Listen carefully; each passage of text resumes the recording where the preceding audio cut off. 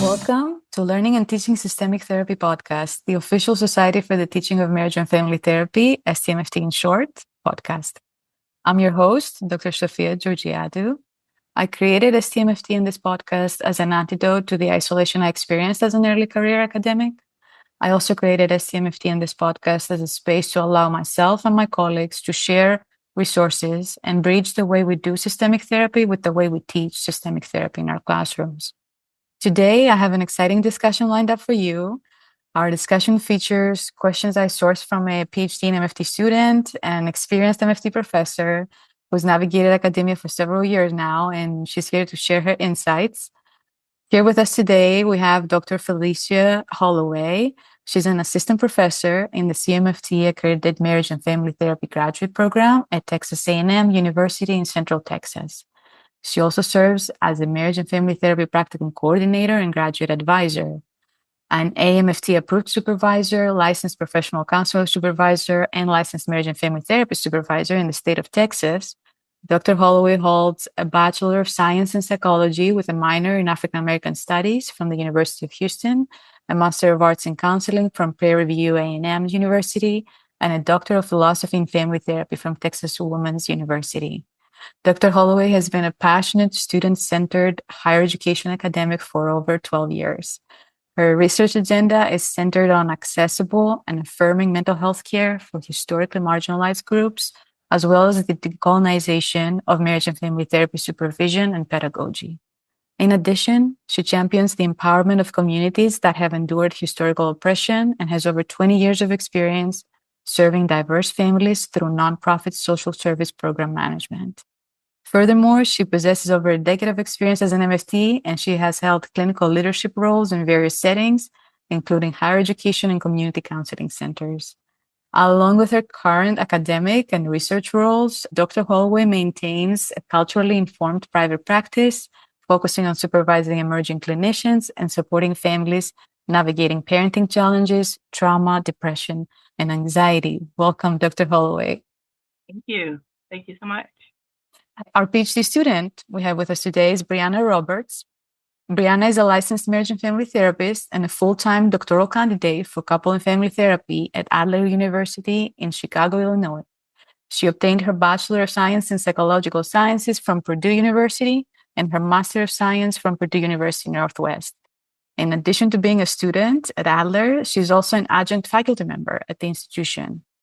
Briana also supervises interns and associate licensed MFTs as an AMFT-approved supervisor candidate. Along with seeing clients, teaching, and supervising, she's currently working on finishing her dissertation, centered around the lived experiences of Black MFT professionals working towards their professional goals. Briana's academic research interests are rooted in highlighting and addressing the needs of the Black community, and in her clinical work, she specializes in working with interracial couples. In this episode, welcome, Briana.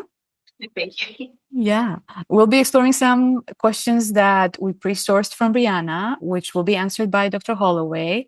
I'll be facilitating the conversation by sharing these questions, and I'm excited to hear Briana's perspectives and lessons learned. So without further ado, let's dive into our first question, which is quite a critical one, very at the heart, I think, of Dr. Holloway's work. What does your work in decolonizing marriage and family therapy look like? And specifically, let's talk about colonizing our marriage and family therapy classrooms here. Okay, yeah, sure. So I think that the decolonization of marriage and family therapy in practice and in classrooms are actually quite similar.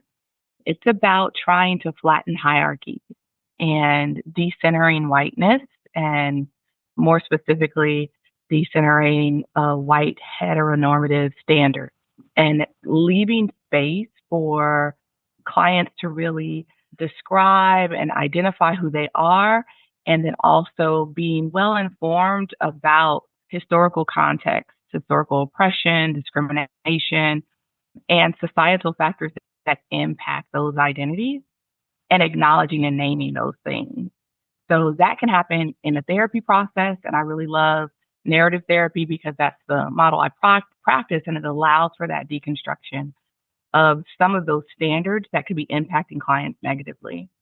And then in the classroom, it can look very similar in that the flattening of hierarchies is about creating relationships that don't look like I am at the top of this power and privilege and you are below me. It looks more collaborative in our relationship with clients and with students. And so I believe in self-disclosure that's appropriate for the audience in which you're with. So if it's students self-disclosing my struggles in education or in becoming a therapist and acknowledging things like imposter phenomenon that I experience so that students understand that they can have those experiences too and still navigate through those and reach the goals that they desire. And also know that we are in this collaborative relationship where they're working with a human being who has their own variety of struggles and that they can be that person too and still, again, reach their goals.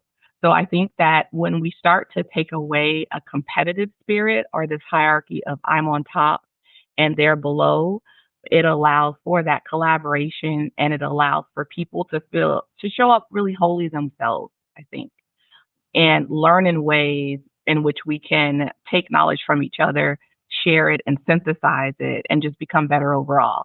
And I think that happens in the classroom and that can also happen in the therapy setting.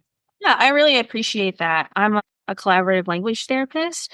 So I appreciate that collaborative aspect, right? Like, and I try to implement that in my therapy sessions and like while I'm teaching, because I do feel like while you might not have, I always tell my clients, like, you have your own set of knowledge that is equally important as the knowledge that I'm bringing into therapy. Like, you're the expert in your life. I don't know what's going to work for your relationship better than you would, or what work for you better than you would. So I feel the same way in the classroom. Like, yes, I'm bringing information, but you too have information, whether it's from previous research experiences, your own lived experience. I feel like lived experience is extremely valuable, especially when you're trying to work on things that I feel like are really important around self-therapist work, which I think is really important when you're talking about like decolonizing the field. How much do you know? What have you internalized? What needs to be deconstructed? And so trying to create a mutual space to where they feel safe enough to do it, supported enough to do it, and where they can learn from each other in those spaces too. So I appreciate you touching on those like collaborative notes and trying to reduce hierarchy and like what's the word that I'm looking for? Like gatekeeping around knowledge. Yes. I love that you said gatekeeping because that was one of the things that I think in the past, being that I was an undergrad in the 90s, it felt like education was more of a gatekeeping process. Yeah. And I think that people are recognizing that kind of some of the colonization values and beliefs push that kind of infrastructure of how students integrate or work with their faculty, and that it's not really a way to build confidence to help build up students. It's more of a way of almost hazing students. And I think that we end up losing voices in functioning like that, and that we don't have the diversity that we need in academia and functioning in that way. And so that if we can move towards more of a collaborative, more of deconstructing a hierarchy, more of naming those oppressive systems that limit and gatekeep our profession, that we can then move towards advocacy for students and advocacy for programs so that we can have more of that diversity in our education. Because ultimately, the diversity in our education diversifies research, and then it allows us to touch more clients, right? And it doesn't center one white heteronormative perspective that has been the foundation of our models and our field as a whole for many, many years. Yeah. I think about like, I try not to gatekeep as much as possible, especially like with my students. Any information I have, you can have if I have it. Even if it's like training stuff, like, yeah, I paid for the training, but honestly, you can't go around telling people that you're like trained in this thing because you weren't. But like other interventions that I think are like useful or things like that, sure, I'll give it to you. I think that some level of like gatekeeping around things is necessary. However, knowledge, I don't think should be gate kept. Like, there's no reason why people, like society at whole, who might not do like academic research, shouldn't be able to like read a research article and go, I get that. Like, I can't read like a chemistry article and be like, this makes sense. But why not? Like, what ways has like academia set itself up to like only privilege a certain group of people who have even the access to get the information through going to that school? Yeah, absolutely agree. Absolutely agree. And I think gatekeeping, like you said, to a certain extent, maybe is necessary in that we do have to make sure people have the skills they need in order to get to their next step. But I think that gatekeeping was more rigid in that you have to show up in a particular certain way in order to be seen as valuable. And oftentimes I believe that I see students who come from a variety of backgrounds, who speak in a variety of ways, who English may not have been their first language. And so they may not show up like a student whose English is their first language. But do we need to then say, because their spoken word looks different from standard English, right, that therefore they aren't going to present themselves as in our profession well? Right. We need to have the diversity in how our therapists show up in their language, in their, presentation, and their values, their beliefs, because they're going to be clients who have those values and beliefs, and those things can be added to that client therapist relationship. And it often can help clients when therapists can self-disclose or they show up in certain ways, feel more comfortable, right, as soon as they meet them.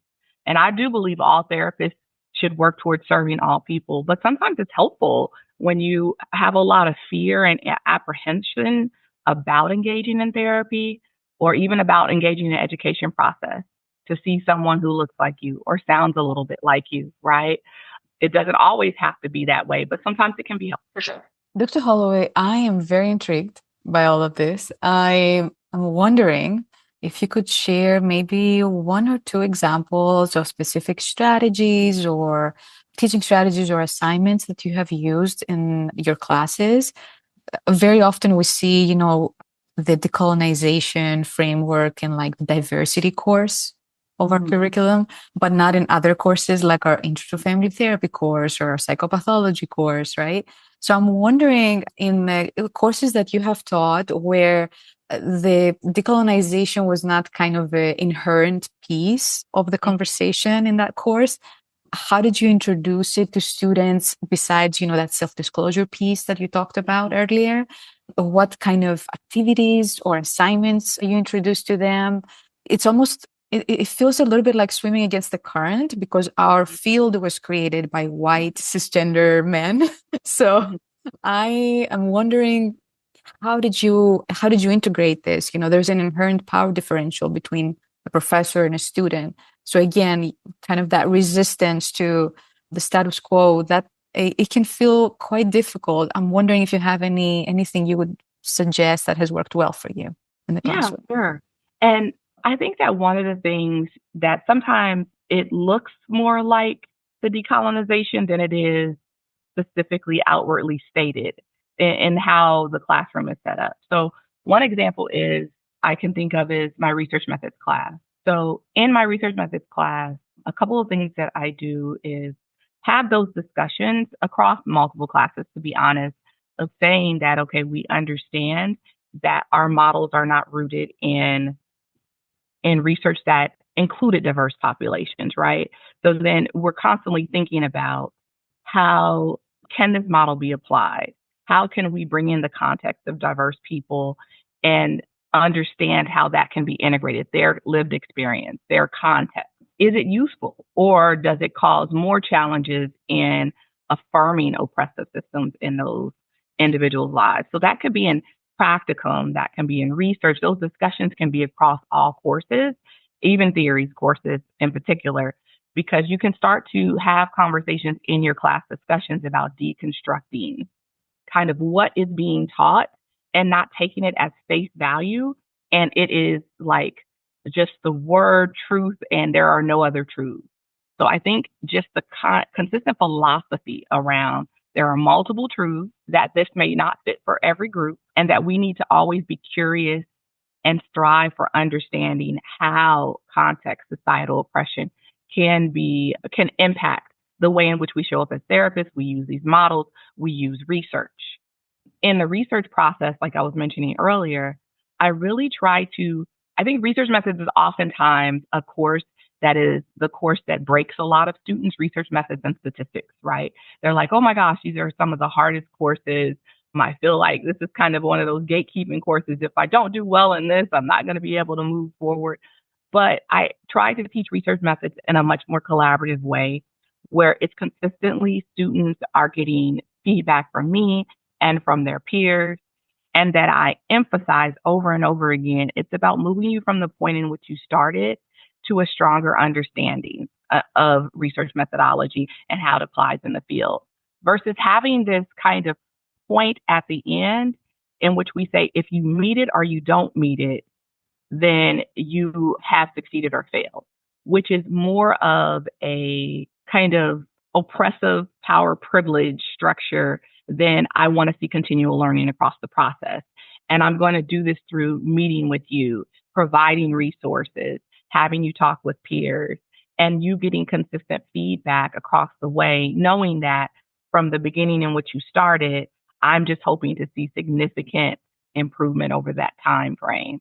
And I think the way that I was taught, it was like you needed to hit all of these points exactly appropriately in a certain way in order to say you have achieved.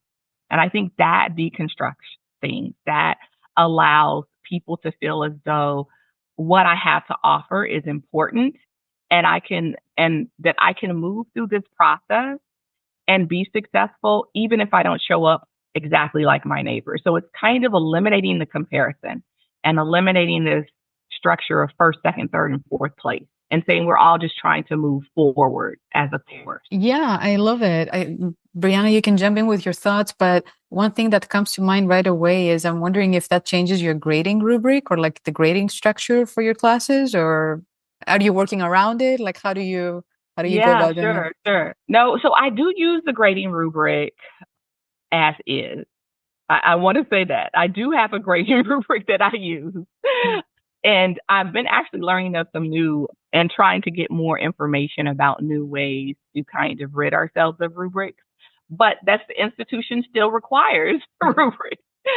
But what I do try to make sure of is that there are multiple opportunities to demonstrate your learning throughout the course, so that ultimately, when you get to your final project, it is not the be all and end all of your grade. So there's smaller components of learning, showing, and demonstrating your effectiveness at the content in the course and how to apply it, versus trying to, like a lot of courses I've seen in the past, where you have a really heavy emphasis on this project and it's kind of this do or die project, right?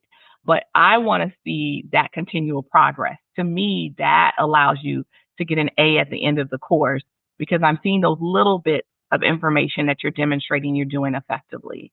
And, some of that is teaching practices that are effective, but also I think it really does decolonize and deconstruct kind of some of those ways of being in the education process that were really about assessment that determines whether or not you pass or fail a course. Yeah, I love it. Brianna, do you have any thoughts, or should we transition? Yeah, it makes me think about how that kind of helps students show up, I feel like, in a more authentic version of themselves, versus like, a tool of white supremacy is perfectionism, or at least the idea of perfectionism, where you just have to show up and do everything right all the time. But like, what does right look like? Especially in something like stats. It's like, not everybody is as good at like math, even if it's math on a computer. Not everybody is the best at it. And I think a lot of times, especially BIPOC students, don't, because of like biases in their education system, don't get supported along the way in things like math and science, especially if they have intersecting identities of also being like a BIPOC woman identified person, right? And so it's like, how can I tend to the needs of everybody in a meaningful way, yes, you'll still be graded, but yeah, let me see your progress along times and take some of that perfectionist pressure off of you. Just like do your best. Yes, absolutely. Absolutely. Mhm. And I think that's the thing that ultimately, like when like, I just can't emphasize enough that we have to have a variety of voices and clinicians and educators because we have a variety of people in the world. And that it's just so important that the various voices are heard and acknowledged. And I think that it can start in the classroom in how you work with students and whether they feel confident in even their voice being heard, right? And I believe in those interactions of making sure students feel valued, even if they may not sound and have the right answer. The strength they're showing in moving forward and voicing what they think is powerful. Like your voice is becoming more powerful because you're in a place where you feel safe to share what you're thinking. And that moves beyond the classroom into our world, right? And that's important. We need those various voices. Mhm. Yeah. Speaking of students of color, the next question is about how can we better support them coming into our programs? And what does advocacy for these students look like on our end as educators? We spoke about things that are embedded in white supremacy structures, like the sense of urgency, perfectionism, the worship of the written word. So I'm very interested to hear Dr. Holloway's thoughts on supporting specifically students of color going through both master's and doctoral programs in our field. We have deficit definitely in representation in our programs compared to the clients we serve and the communities we serve. So in bridging this gap, what do you think we as educators need to be doing better or more of or less of? Yeah. Yeah. I think really getting to know students well and their needs and making sure that resources are available for them and that as much as you can be available for them. I really try to connect with students and really try to understand their needs. I want them to recognize that one of the things that gets you through a program oftentimes is a mentor and community. And I share my own experiences in getting through my PhD program and how important it was to have supportive faculty, even when they didn't look like me. But I can think of so many supportive faculty members who took me under their wing and then also having a community of peers. And so I think that giving them those kind of like, let's get this created first, let's have a foundation of a support system and that can be done through having a student organization on campus, which I started to at my university this semester, helping to mentor students who have any inclination, if they even mention they're interested in a PhD program. I'm like on them, like, like, hey, you know what? What can we do together? What can I offer you? How can I write a recommendation? When are you ready? And I understand you need a break after you take licensure, but I am here for when you're ready for those next steps, including them in research opportunities whenever you can. So just showing up to say, look, I've done it. I have some experience. I can help support you in identifying those things that are important and also talking about openly those challenges. I can't emphasize imposter phenomenon enough because I see it showing up in myself, in so many of my associates that I've worked with and students. And I think that's part of the decolonization process in education is talking about that and being honest and open about it. And then talking about what are the ways in which systems allow imposter phenomenon to grow in certain populations and what are ways that we can challenge some of those systems. And so helping students to say, what are ways you can advocate for your communities? What are ways you can advocate for other students? How are you going to also bring someone behind you, like I'm trying to bring students who are coming up behind me, so that we can start to kind of dismantle some of these systems together and face some of these systems as a collective. So I think, trying to create, in summary, a safe space to talk about the challenges, create community and mentorship, I think is so vital. And just making sure that they know that just because we have these systemic challenges, we're not stuck, that we can work together as a collective to kind of push back against them. Yeah. I love the collective resistance. I would love to hear an example maybe of like challenges you have advised students on and like how to advocate for themselves, or maybe even from your personal experience in the academy. Would love to hear an example of that. So one example would be, without identifying too much, but there's been, students who've had language differences, right? And one of the things that I have said is while this is not a disability, it is important to have a variety of voices in academia. And because it's important to have a variety of voices in academia, if English is your second language and you struggle in some way with it, then I feel like I need to advocate to make sure that you have what you need in order to make this a smoother education process, because your voice is needed, right? I don't believe in that. I know there's a competency standard in English that you have to meet in order to join a program, but I don't believe in like kind of, if you don't meet that competency above and beyond, right, that you're going to, get negative feedback, or you're going to fail at some or certain assignments because grammar or English may not be perfect, right? I'm more about thinking, how can I support you? And if that means, making sure you get connected to certain educational resources to support you in that, if that means allowing you to turn an assignment in and have some of your own first language in that assignment, and the responsibility is on me to be able to navigate grading that assignment in a way that acknowledges the content and that you've learned what you need to learn without emphasizing or taking away points for the language differences.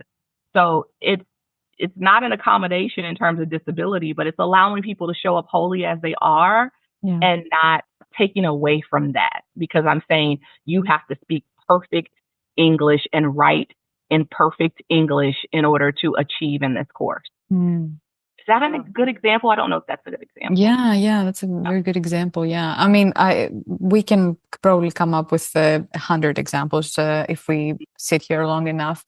There's so much. Briana, I'm wondering, from your experience of being a student of color in the academy, Dr. Holloway spoke about building up your support system and kind of informal and formal mentors.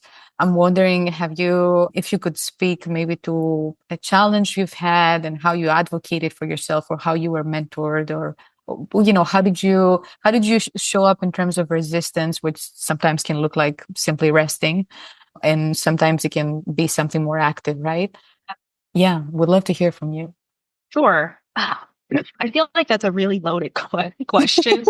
I've had two different experiences. In my master's in marriage and family therapy, I didn't feel very supported in a lot of areas. And I feel like I struggled a lot. And when our cohorts are small. So like the only person of color, period, in my cohort, none of the faculty at the time was of color. So I kind of just felt misunderstood in some instances. Overall, just like not very supported. And I think there's like a greater thing around that, where it wasn't just me who didn't feel supported, right? But I look back on that season and I struggled. And I don't think I realized how much I was struggling until I was out of it and could look back on it. And I was like, hey, you might have been a depressed girl. I don't think you knew that at the time. But it was a lot. And the MFT training is kind of, I think it's unique, and I think it's a bit more intensive than other experiences that you have because of like self-therapist work that you have to do. Like it's a lot. And I don't think we talk about things in our regular life like we do when we're talking about self-therapist things in the program. So it's just like a lot of things going on. I do, and I appreciate Dr. Holloway talking about like trying to reduce hierarchy, because I do think that there were times where I tried to advocate for myself. I have no problem saying something, right? Like that's just my personality. But me trying to advocate for myself and it biting me in the butt, for sure. And I think it's because I think part of it has to do with my intersecting identities. Like, how do you receive things coming from me as a Black woman?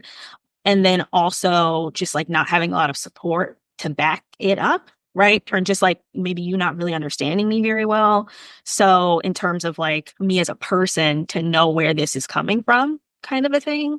So I didn't have great experiences with that because but I think part of it had to do because of like the hierarchy and like what was going on. Yeah.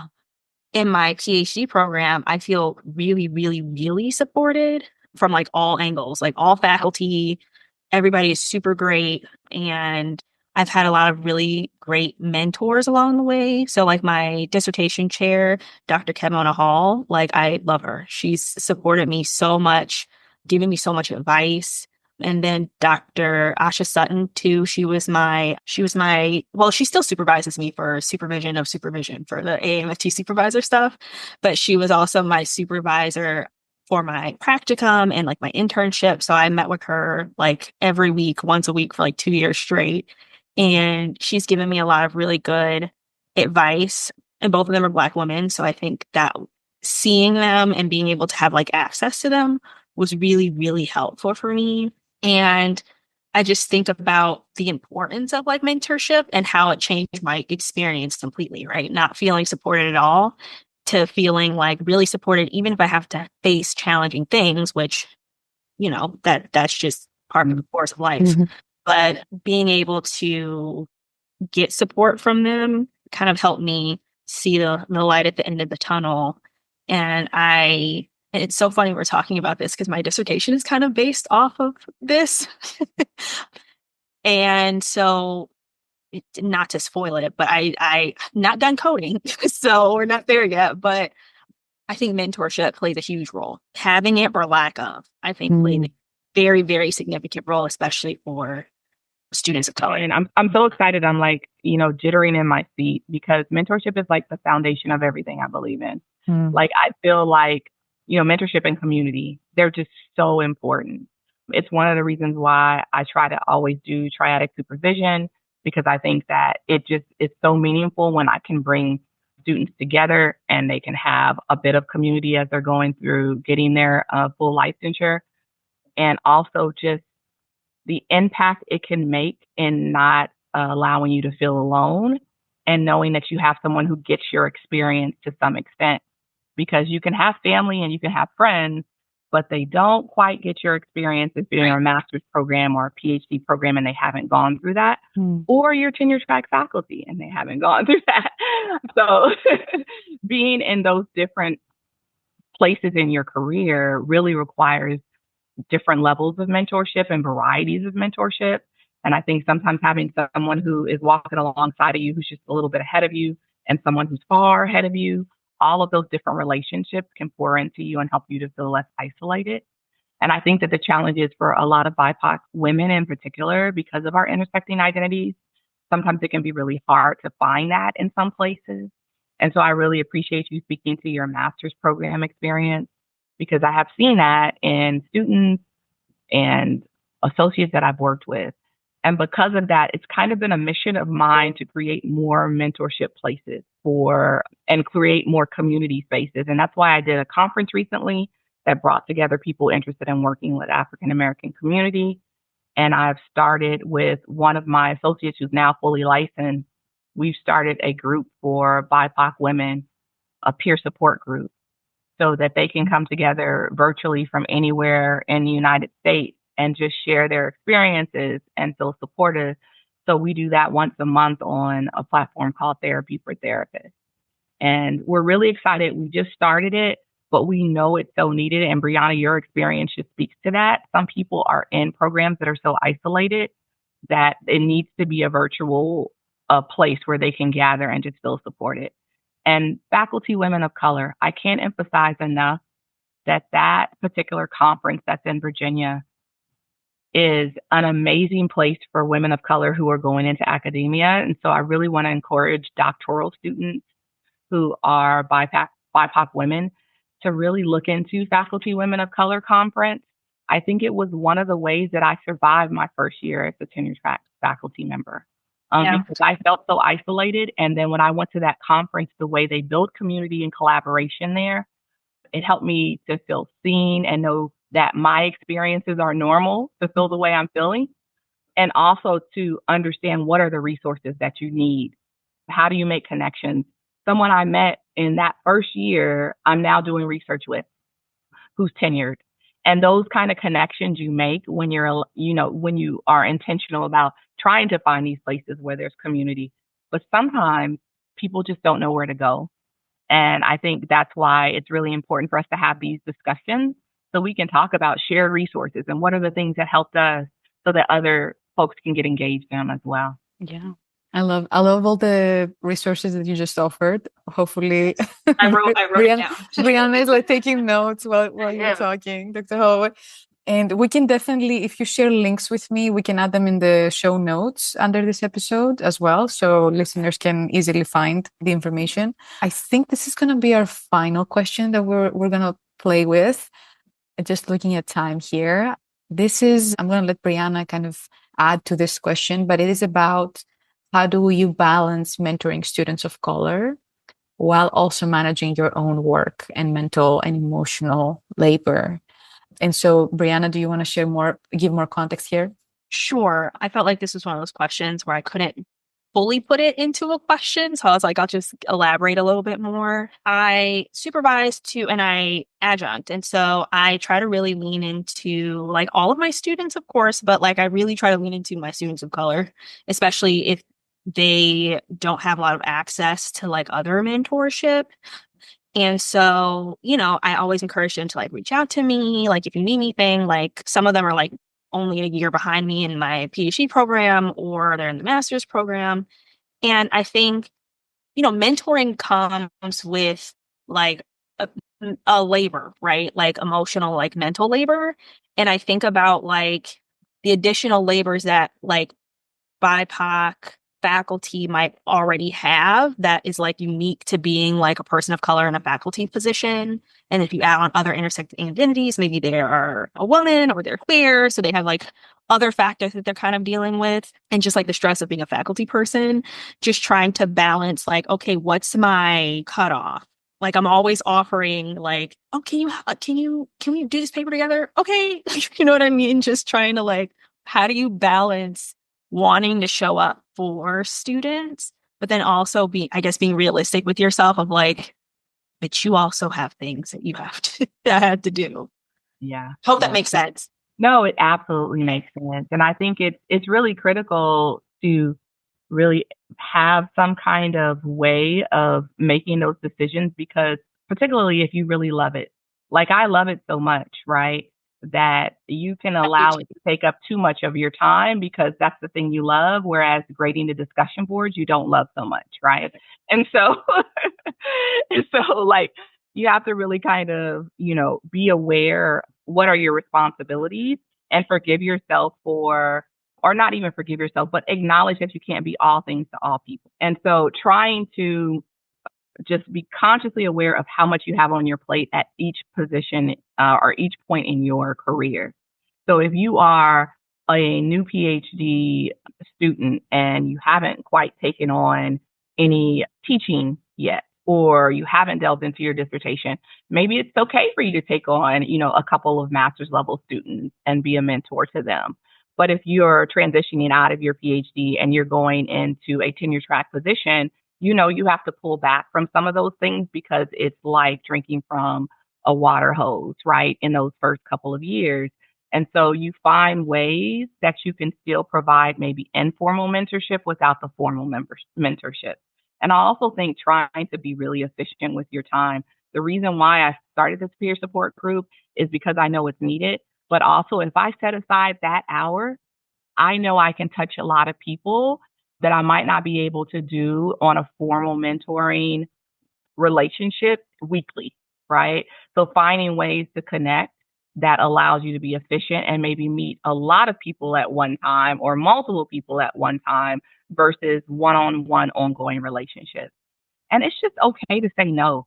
Like allow yourself to say no. sometimes we really want to do things because they're exciting, but we know and we have to reflect on what is truly our capacity. And we're not going to be of any use. And we all know this as therapists. We're not going to be of any use to anyone if we're overwhelmed ourselves, right? So yeah, let yourself say no and have faith that it all will come together in the end and everyone will be okay. Right. Yeah. I think that's like a good, like, just say no. Yeah. Yes. Say no. The academy is not the most friendly place at all for people of color, or people of other intersecting identities. I am wondering, Dr. Holloway, can you share some things that you do consciously in your life to be well enough to resist whatever might be happening at work that it creates emotional labor for you? Sure. And let me tell you, it is emotional labor. I'm not going to lie. There are days when I come home and I'm like, I can always go be a clinical director again. I enjoyed that work in the community, right? And I have to tell myself, like, this is powerful what you're doing here. Like, you're here for a reason. I have to tell myself that. But yeah, some of the things I do is, I'm a Christian, and so I lean really significantly into my faith. And I think that is really key. But I also am trying more and more to get out of isolation. I think one of the things that BIPOC faculty may feel, particularly if they're struggling with imposter phenomenon, that if I share that I'm struggling with people in the academy, I'm going to be looked at as less than. They're already expecting me not to be good enough, right? And so I recognized for years, I did not share challenges I was having with other faculty members, even some I trusted and thought were good people that I wouldn't. I just thought, no one can know. No one can know I'm struggling. And I think that's a part of imposter phenomenon too, just to hide, right? Everyone has a struggle, and we know that as therapists. So I think that being brave, because a little bit of it is bravery, because we know that oftentimes, places aren't safe for us. And so we have to really be intentional about assessing them first, assessing them really thoroughly to see if they're safe. But in small ways, being brave and connecting with people in the academy, in the university, but also finding rich connections outside of it. And I've done that by going to these conferences, like I said, and meeting people who are in different states or may not even be in academia, but they have PhDs and they're doing adjunct work and they're not tenure track, and they understand some of the struggles, and being able to decompress and debrief challenges with them and them helping to give you insight. So it all goes back to mentorship and community. I can't emphasize it enough, right? Is that we have to make those connections. And I think that imposter phenomenon really can sometimes hold us back from building community when we feel like we have to show up as perfect. And I think that's why I so emphasize, deconstructing the hierarchy, because the hierarchy says we have to show up as perfect. White supremacy saying we have to show up as perfect. I mean, all those things just stop us from building connection. Yeah, all of this. Brianna, do you have any closing thoughts? I mean, yeah, I really feel like being able to have other resources that you can like lean into is important, right? Even if it's maybe you're not in like the same school or whatever, but another person who's in the field who gets it, I think it's always super helpful to have. Of course, for like client consultation and stuff like that, but also like just for support. You know what I'm going through. I lean into my friends who I have, we've been friends through my master's program and like the PhD program. They're both Black women and in the field. And we are just like, you get it. And so we can just like share space with each other and like vent. And like my other friends, whether they're BIPOC or not, right, who are either getting their PhD and just like understanding the process, I think has been really helpful to that, and like whatever other resources you have, like just being like a faithful person. I think that helps me as well. Just like there's going to be a light at the end of this tunnel. If you weren't supposed to be here, God wouldn't have made you, because I was not, I had no plans on coming to the field. I didn't even know it existed. So I felt like it was kind of like this divine intervention kind of a thing. And I was like, no, you need to go do that. So I think leaning into my faith is helpful. And then, your external support systems, whether it's family, friends, whatever, they still help, right? They still help in being supportive, even if they don't get it.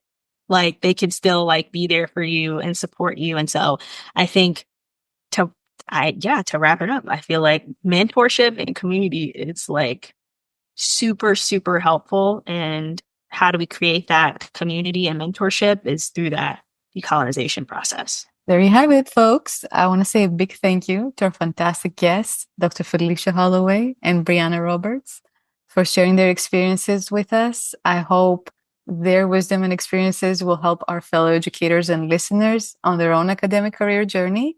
Dr. Holloway, how can listeners interested in your work reach out to you? Sure. They can reach me at my email address at A&M Central Texas, which is fholloway, HOLLOWAY @TAMUCT.edu. Wonderful. And Briana, how can listeners interested in your work reach out to you? Sure. They can either reach out to my practice email, which is relationalwellnessllc@gmail.com. And they can reach out to that one for, if it's academic, that's fine too. They can also go to my website if they're interested, which is relationalwellnesstherapy.com. Yeah, they can also reach out to my academic email if they want to. It's broberts@adler.edu. So wonderful. Wonderful. Thank you. To our listeners, we hope you found today's discussion both enlightening and inspiring. If you're hungry for more engaging conversations about teaching systemic therapy, be sure to follow our Learning and Teaching Systemic Therapy podcast on everywhere where podcasts are available: Apple Podcasts, Spotify, YouTube, Amazon Music. We will have exciting podcast episodes coming up every month, so please stay tuned. Remember, at STMFT, we believe in the power of mentorship and the importance of representation in education. If you're interested in becoming a part of our mission or you're seeking guidance for your educational aspirations in the field of systemic therapy, please visit our website at stmft.coastmft.org and consider joining our Facebook group, www.facebook.com/group/stmft. Thank you for joining us today. And until next time, keep connecting and learning with colleagues. This is Dr. Shofia Georgiadou signing off for STMFT's Learning and Teaching Systemic Therapy.